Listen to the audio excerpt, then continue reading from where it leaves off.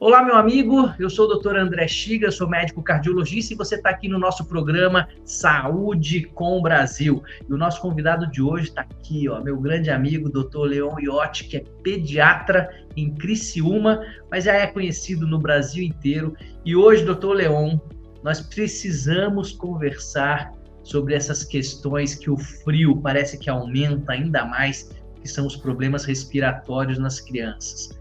E é uma confusão, resfriado, sinusite, rinite, bronquite, asma, bronquiolite, pneumonia. Como é que você pode desmistificar isso para a gente? Olha, muito obrigado de novo pelo convite, André. Sempre uma honra estar participando do teu programa. E esse é um tema, realmente, é um tema que está nos deixando um pouco aflitos. Nós vamos passando por um período de inverno frio, né? Em alguns momentos esse frio desaparece, vem um calor quase que avassalador. Parece que em São Paulo, inclusive, um período de estiagem muito grande e com muito calor, e agora com as queimadas, vão surgir também outros casos respiratórios que não são decorrentes do frio, mas de reação do organismo frente a algum tipo que a gente chama de alergeno. Muito bem. As doenças respiratórias de inverno, elas predominam em todas as crianças. Não há uma distinção, digamos assim, e ela acaba, né, se propagando também para os adultos. Mas as crianças, em especial, porque são mais suscetíveis. As crianças, elas se transmitem de uma forma mais intensa de vírus que, às vezes, num adulto, ele tem, ou na criança maior, ele tem pouca ou quase nenhuma resposta, digamos, no sentido de causar a doença. Nos pequenos, principalmente nas crianças com menos de 2 anos, eles podem evoluir para um quadro chamado de desconforto respiratório. Ou seja, a criança pode sentir falta de ar. Ela começa a ter uma retração das costelinhas, embaixo das costelas, na região aqui, na base do pescoço, ele entra, a criança começa a gemer, começa a ter literalmente dificuldade para respirar. E se a gente puder aproximar um pouquinho o ouvido, vai ver que essa criança tem também um pouquinho de sibilo, chiado. Existem várias terminologias por aí que podem ser utilizadas. Isso caracteriza a bronquiolite, ou seja, é uma inflamação decorrente de um vírus que entrou, que invadiu a via respiratória e colocou esta pequena criança com os seus brônquios mais fechados e com dificuldade para fazer tanto a entrega de ar com oxigênio quanto a saída. Bom, quando a criança cresce um pouquinho, André, ela praticamente começa, né, pela própria aumento da árvore respiratória, a se livrar um pouquinho desse quadro da bronquiolite, mas não escapa da bronquite, que passa a ser, digamos, não tão grave, ou da asma. Bom, a asma, normalmente ela tem características familiares, normalmente fatores preditivos que são utilizados, né? Presença de familiar com asma prévio, lesões de pele, então criança que tem a tal da dermatite atópica, a resposta exagerada a um determinado alergeno, seja ele a poeira, a mudança brusca de temperatura, sei lá, N fatores que faz com que a árvore respiratória feche, entre no que a gente chama de broncoespasmo. Os brônquios fecham e a criança fica sem conseguir respirar, precisando de suporte tanto na bronquiolite quanto na asma grave, suporte lá no pronto-socorro, coisa que nós dizíamos antes. Em outras apresentações, outros papos que tivemos, que não leve sempre a criança para o pronto-socorro, tem o seu pediatra, mas essa é uma exceção à regra. Criança com falta de ar, com fome de ar, ela precisa sim ser levada, porque às vezes ela vai precisar uma suplementação de oxigênio e talvez de alguns medicamentos específicos para fazer com que a sua árvore respiratória aumente.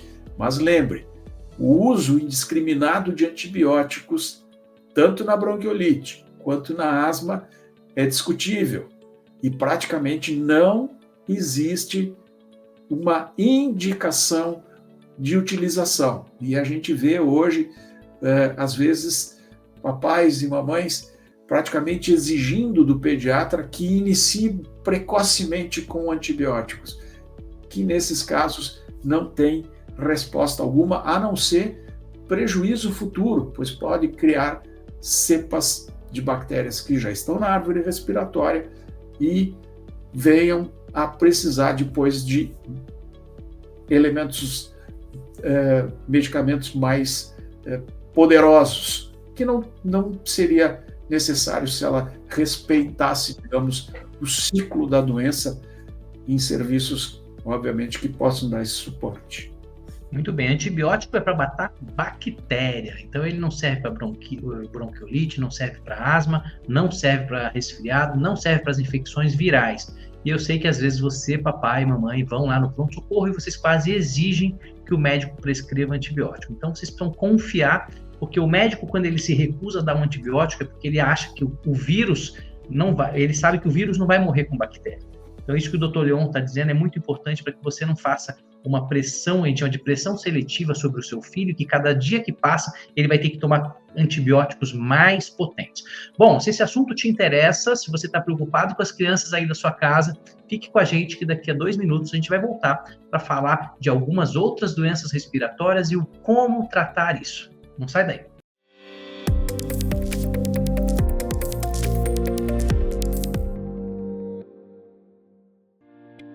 A ANADEM, Sociedade Brasileira de Direito Médico e Bioética, é uma sociedade civil instituída nos moldes do artigo 53 do Código Civil Brasileiro, combinado com o inciso 17 do artigo 5º da Constituição Federal. Criada há mais de 2 décadas, a sociedade é a maior rede de blindagem profissional do Brasil que promove debates sobre problemas relacionados ao exercício profissional de diversas áreas da saúde. Atualmente temos milhares de médicos, cirurgiões dentistas e enfermeiros associados. Todos eles contam com o Fundap, Fundo Prestamista de Defesa Profissional, a maior rede de proteção e defesa profissional médica e odontológica do Brasil.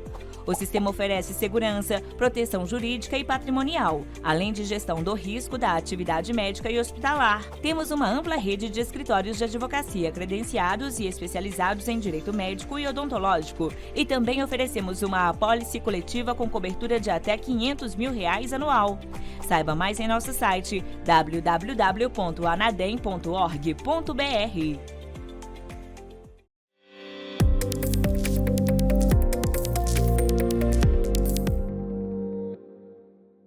Muito bom, estamos de volta. Hoje nós estamos falando aqui com o Dr. Leon Iotti, que é pediatra em Criciúma, Santa Catarina. Eu sou o Dr. André Chiga e eu quero conversar com você sobre o que fazer e como diferenciar uma doença pulmonar de outra, principalmente nas crianças. Então, Dr. Leon, no primeiro bloco você falou das bronquiolites, da questão da falta de ar, a criança que não consegue respirar e a importância de ir rápido para o pronto-socorro, porque às vezes isso realmente pode evoluir de uma maneira muito grave. Mas fora as bronquiolites, que outras doenças pulmonares os pais precisam ficar atentos? Uma doença que aí entra nós já conversamos, acho que em programas anteriores sobre as vacinas, André. São as doenças provocadas por bactérias que afetam, que vivem, inclusive, na nossa via respiratória. Entre eles, o principal é o amigo ou inimigo pneumococo. Por isso, a importância da vacinação. Mas o pneumococo ele é responsável por infecções bacterianas, e aí sim, o emprego de antibióticos é necessário, nas infecções de ouvido, nas infecções dos seios paranasais e das pneumonias. Então, as otites, as sinusites e as broncopneumonias. Gente, o que caracteriza principalmente uma doença bacteriana?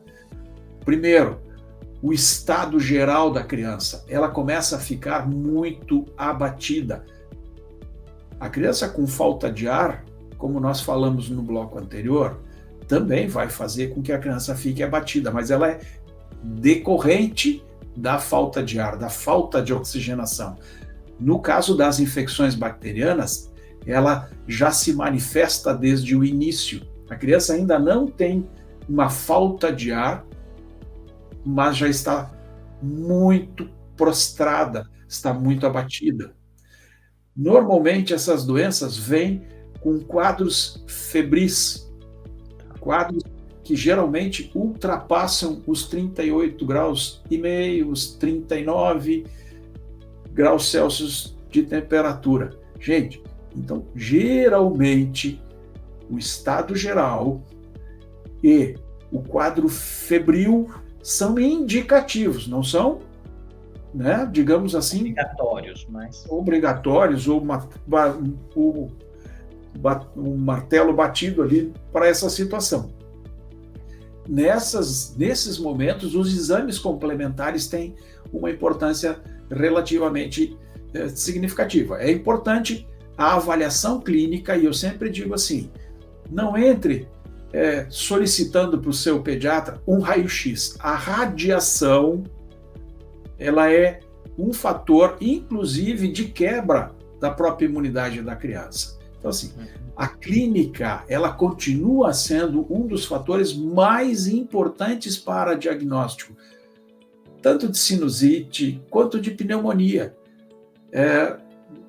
Eu venho de um período... né, com aquele aparelhinho, né? A ausculta do pulmão é muito importante, né? Perfeito. A sinusite, por exemplo, André, para que fazer raio-x? É só para irradiar, né? Sinusite é uma infecção aqui nos seios da face ou do maxilar, bateu, doeu, febre. O apetite, eu acho que é uma boa dica para os papais que estão em casa, né? A criança que parou de comer, eu acho que a gente precisa ficar muito atento, não? Todos os hábitos da criança nas infecções, eles se modificam. E, de fato, o apetite ou o hábito também das eliminações, né, tanto de fazer xixi quanto fazer cocô, parece que muda tudo. Então, quando alguma coisa não vai bem, a criança, ela dá sinais, ela mostra, ela não poupa. Diferente do adulto, que às vezes simula, a criança não simula. Então, eu sempre digo, é muito mais fácil fazer um exame físico, uma anamnese bem feita e confiar no que está sendo feito com crianças do que com adultos. Por isso é minha paixão por pediatria, né, André? Por isso que o Dr. Leon está lá em Criciúma formando novos médicos para serem pediatras. A residência da pediatria, eu tenho visto que está voltando várias pessoas a quererem cuidar de crianças. A gente passou por um período onde os pediatras estavam desmotivados, pediatras que só faziam plantão, mas não queriam mais fazer consultório.